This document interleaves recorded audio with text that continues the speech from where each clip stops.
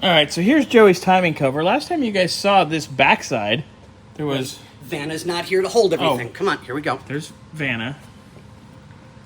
Vanna, you let yourself go. I know, right? Here, hold on. Oh my god. Now I've really let myself go.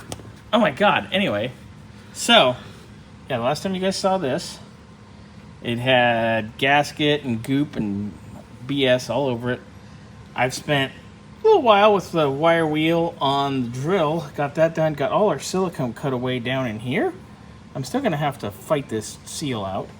So I got that going. Flip it over, Vanna. I was scraping. That's as much as I could get off quickly with a razor blade for the water pump. Now I still got to come in and get all this silicone off of here. I've been in here with the wire wheel.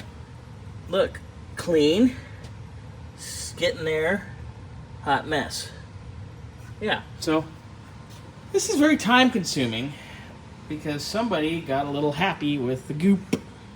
Well, no, this isn't goop. They use some sort of adhesive glue, and you're not supposed to do that. Yeah, this is bad.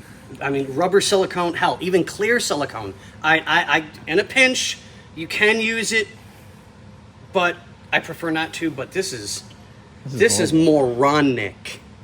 Yeah, this is like you don't know what you're doing. So we're getting that. We're getting there. Then this is going back on that, so I can get that part done hopefully today. I got to get that seal out, but let me finish scraping and sanding and grinding. See ya. That's exactly how I feel. That's actually probably how the guy that did this goopy shit talks. Yeah. To his cousin on their third. Well, you know Georgia's getting a whole new zoo, right? Oh no. They're fencing in Alabama.